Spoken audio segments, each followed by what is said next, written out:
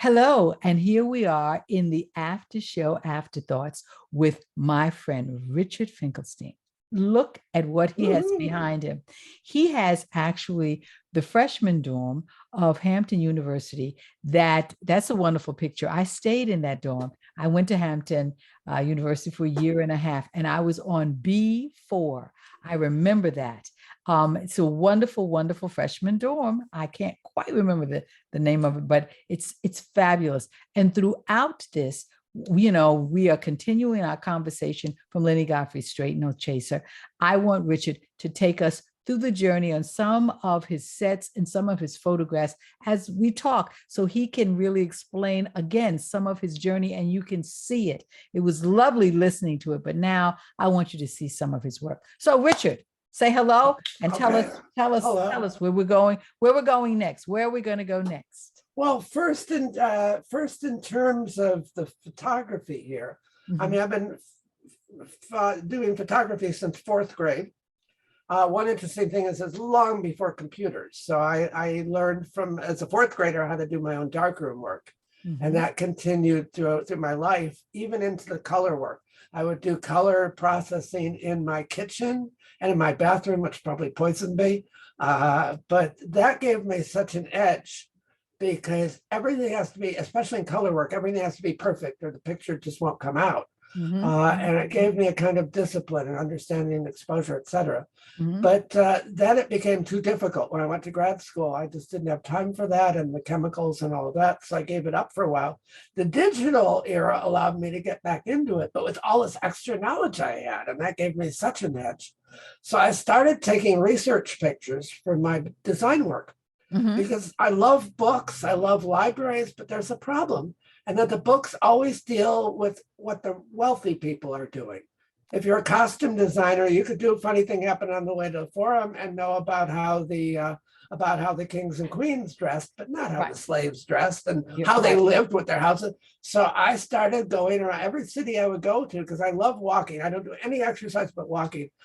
When I came from my job at James Madison University, I stopped in Washington, D.C. first. I Mhm. literally walked across the entire District of Columbia, taking pictures. Really, Yes. really, In really. Prague, where I've now been twice, I've walked off the map in all four directions twice now.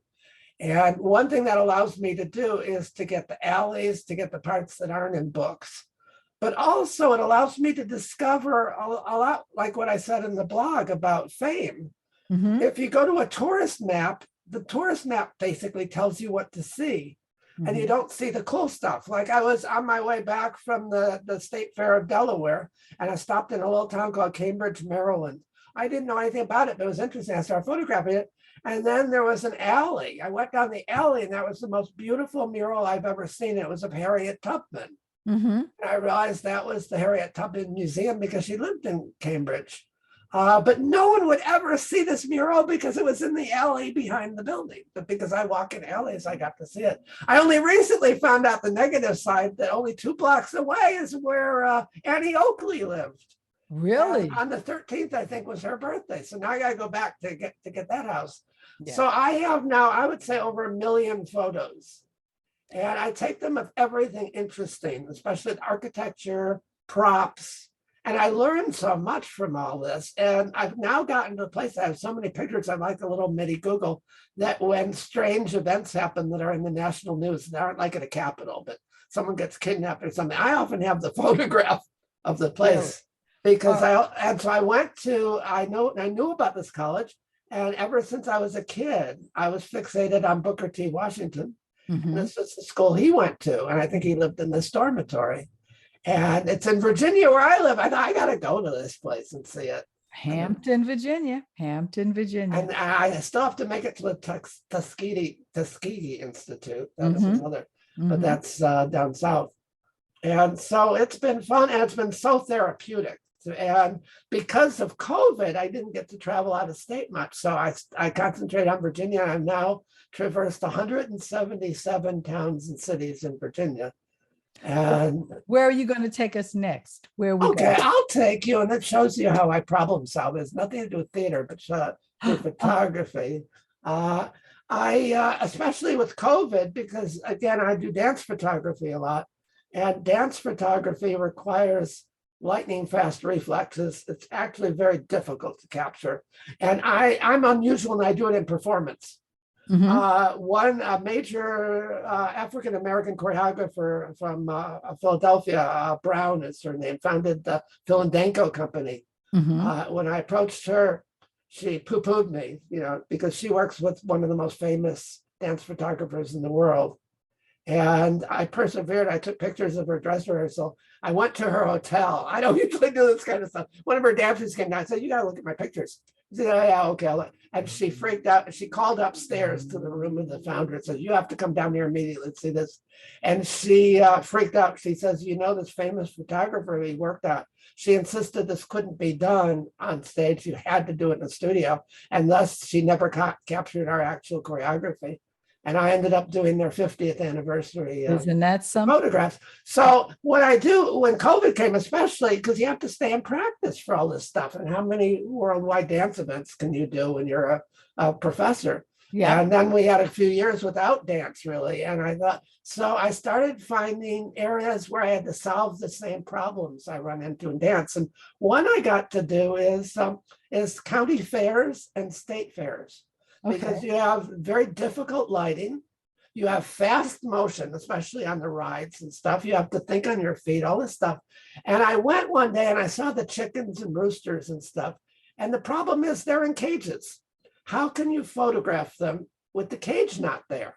And to show you how I think differently, I started with all the normal photo tricks. There's certain lenses you can use, certain settings.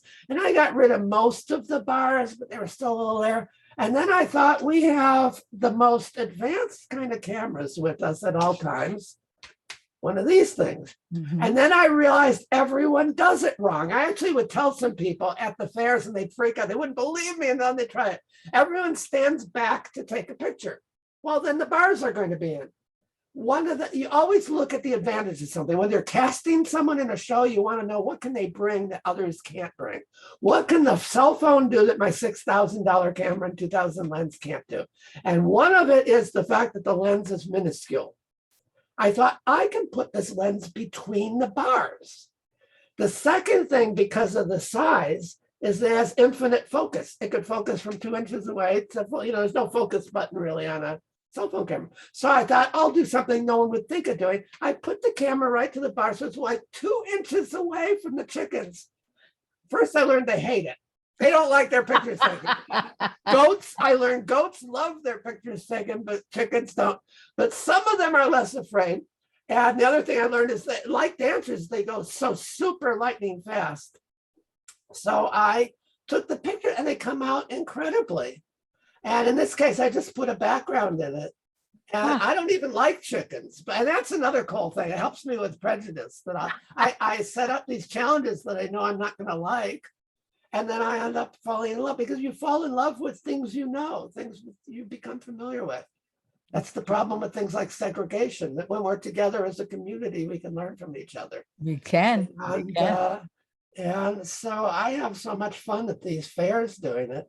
And show me something else. Show me. Okay, let's see. These are ones I have. Okay, this shows you again. This is a wonderful example. Yes. Now tell us about this. The dramaturg people.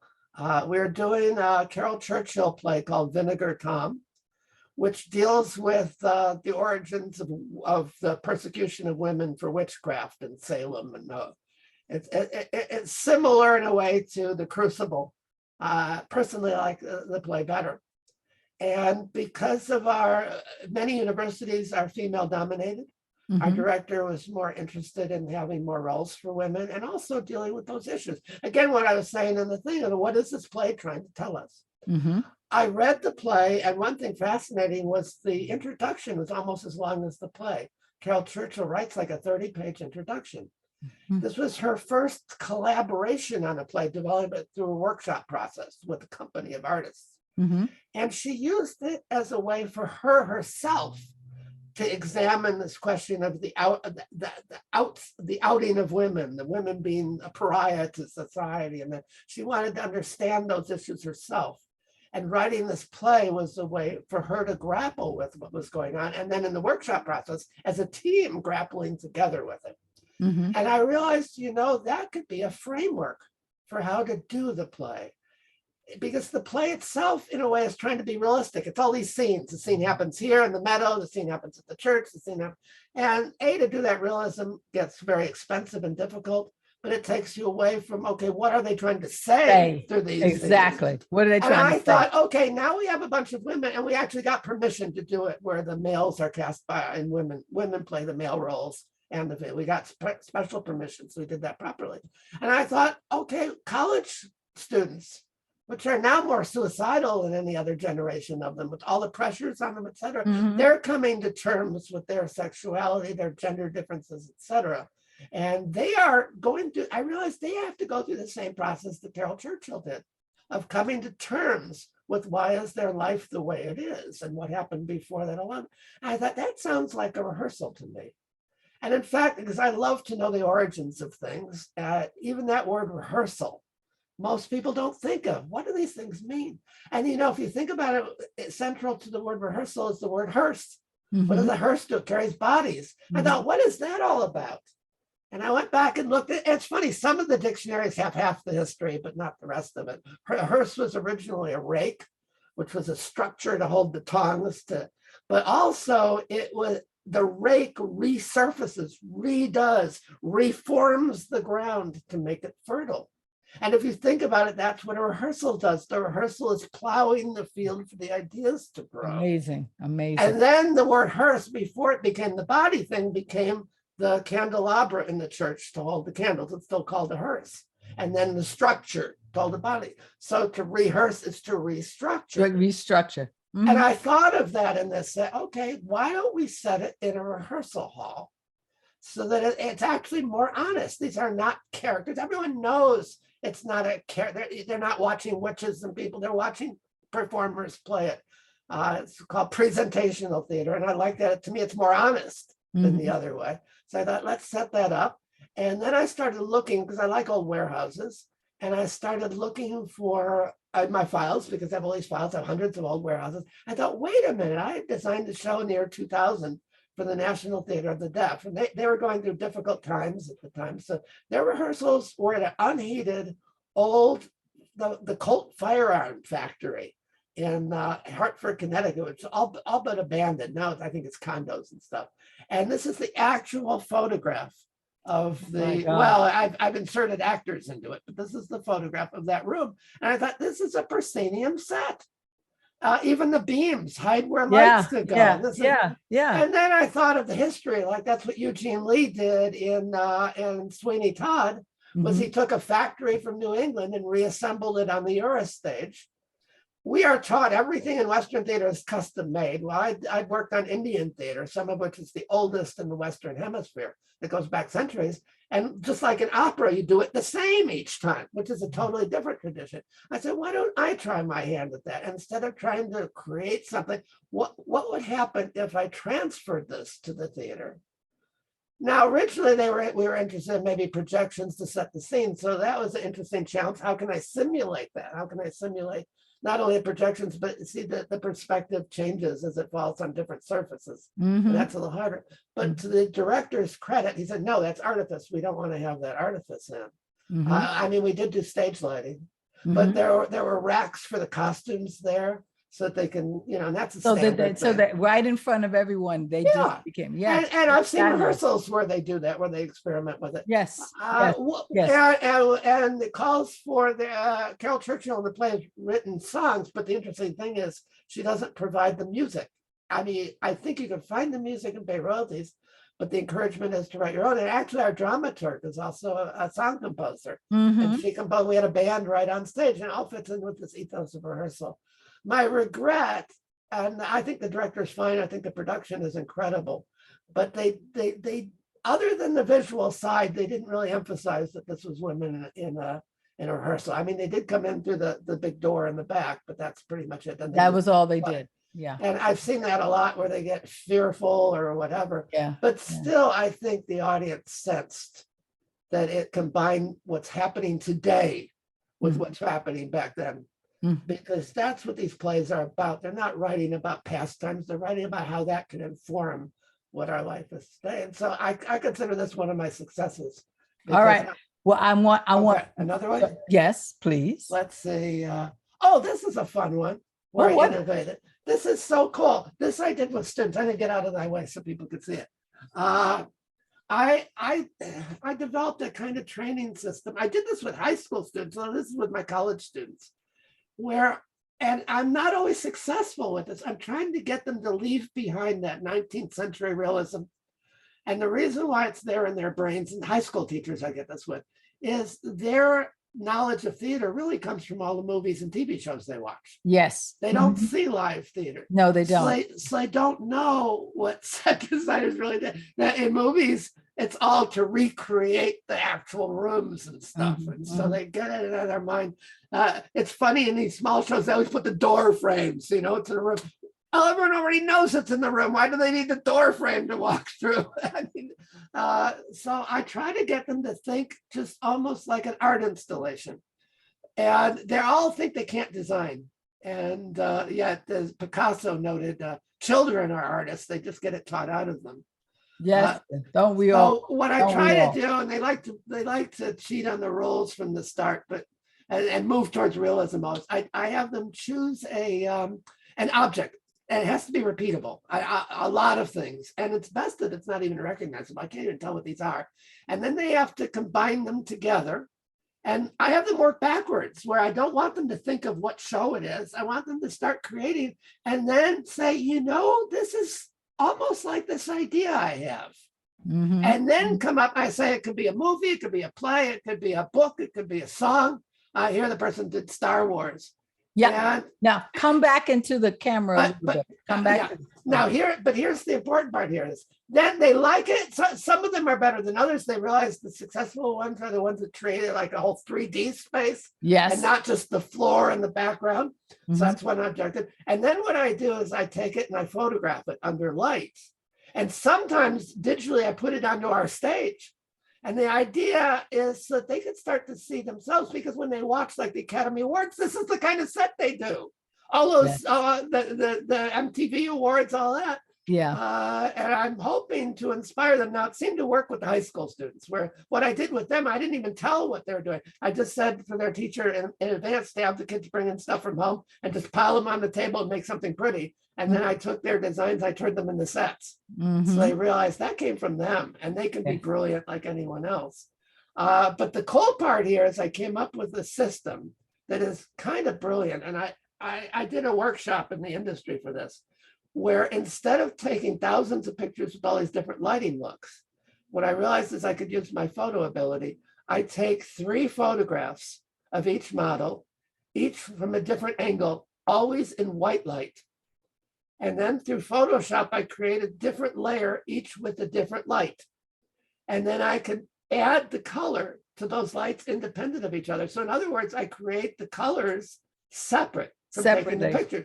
So from taking 3 pictures, I can create 50 or 60 different looks. I can see. All right, now we're going to move on.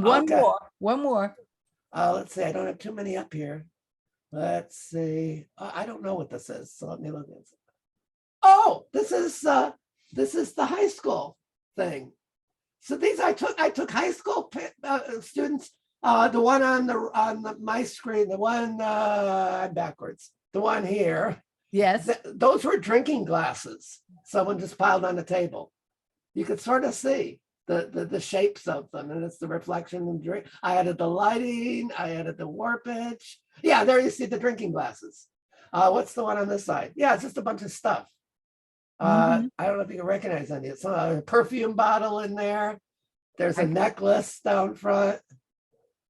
And I turned it into that. My gosh. Oh, and really? This shows you too where but you can see the glasses. You can see the glasses, down at the bottom, and then you can see what you turned it into. Some of this comes from a true liberal arts background. Like I know of people like Merce Cunningham and John Cage, where chance became part of their creative process. And I've really embraced that. So I'll do stuff like this and say, okay, and also art, what writers know is art is not in the creation, it's in the editing. You get something on paper, you get something up there, and then go, how can I make it better? Better. What can I use? What can I throw away? Exactly. And in that method, anyone can become a great artist just by making everything they do better or move in a direction that the previous did not do. And so what I try to do, because I don't feel successful with the students and this stuff, except what I do is I try to plant intellect bombs. We've all had this. I actually got a letter once from a student I had 20 years earlier who now became a department chair and wrote me a thank you note. So I thought you were stupid back then. I didn't understand what you were talking about. And then all of a sudden, years later, something happened. I go, that's what Finkelstein was talking about. Mhm. And I actually like doing that. I don't mind that because that's the best way to learn, is to make the connection on your own from evidence that has been put forth. Well, Richard So- Finkelstein. Now, let me just do one more, please. One more picture. Let's see. I don't have too many left here that are already downloaded. I did the tree. Did I do the tree? Let's see. And here they're less theater set. Well, I did this one. Yeah. This was Yes. this was supposed to be, I forget the author of the play, but it's called The Hungry Woman, which is a Mexican version of Medea, set in the borderlands between Texas and Mexico in a time of apocalypse. And we were supposed to do this play when COVID hit. So this was all ready to go.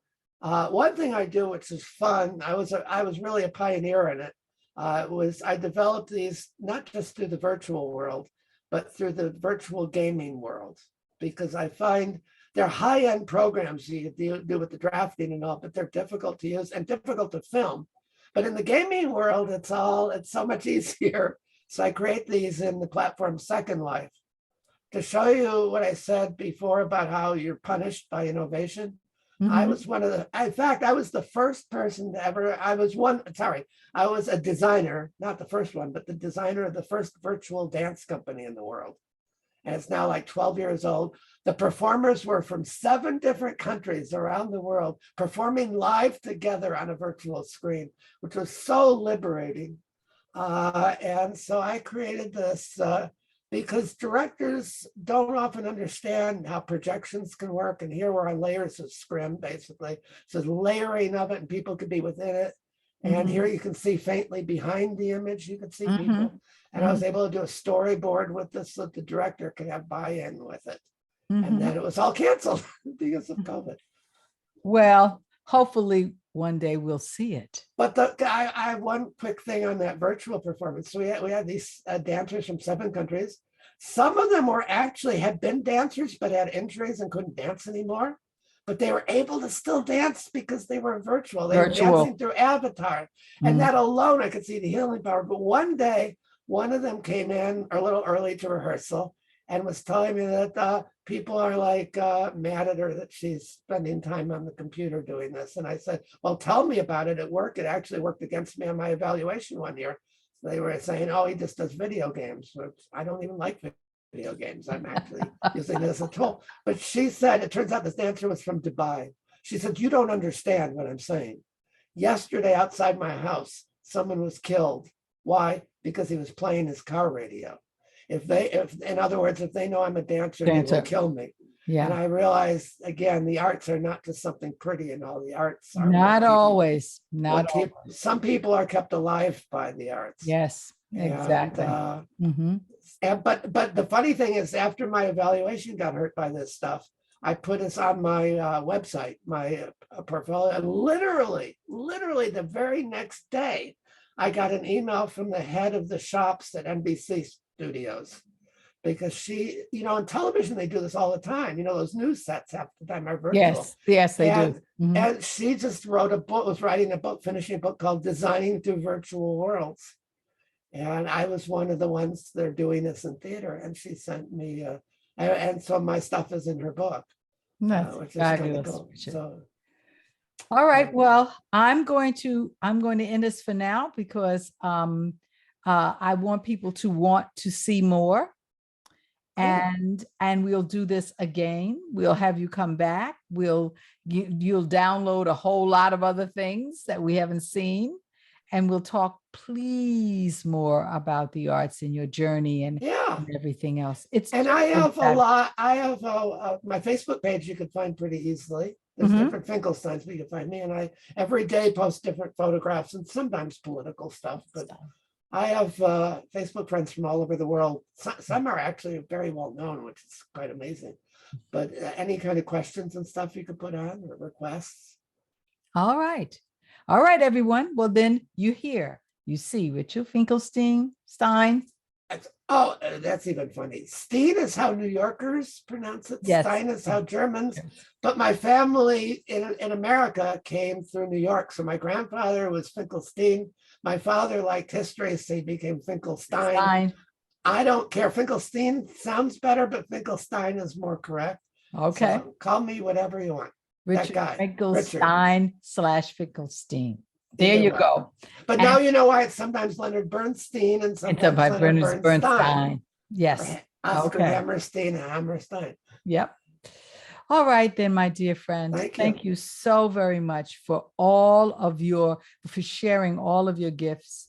And we're going to have you come back because we have to see more. And you we'll could talk do that about monthly thing. And you know what could be? We just got a new department head who finally cares about these chronologies I've been doing. Well, that's fabulous because I love them. I want to be once a month at the beginning of the month that you can come in and talk about, pick particular ones about the arts, and we'll sit around and we'll talk about those things. I think. Well, if we do this, I can involve the students that way, because this is one of my dreams. I post this, I keep hoping they'll wonder, who is this person he lists here? And maybe they can find out, because that's how I'm learning all these incredible people. I've heard of thousands, but there are thousands more. Yes. That we can do. Yes. This could be a fun project. I think so. We're going to work on it. Okay, cool. And you look the same as you used to. Well, thank you. I haven't seen you, and I haven't seen a picture of you in all these years since your show. Yes. Well, thank you. God's been very good to me. That's all I can say. Yeah. But thank you. And thank you for everything. Thank you for coming on. And also thank you for all your wonderful work. And we'll see all of you next time. We'll see you on the radio, everyone. All right. All right. We'll see you soon. Thank you so much. Cool. Hold on. Don't you go away yet, Richard. I'm going to end this. Hold on for a second. But see you now, everyone. Thank you for tuning into After Show Afterthoughts. Bye-bye.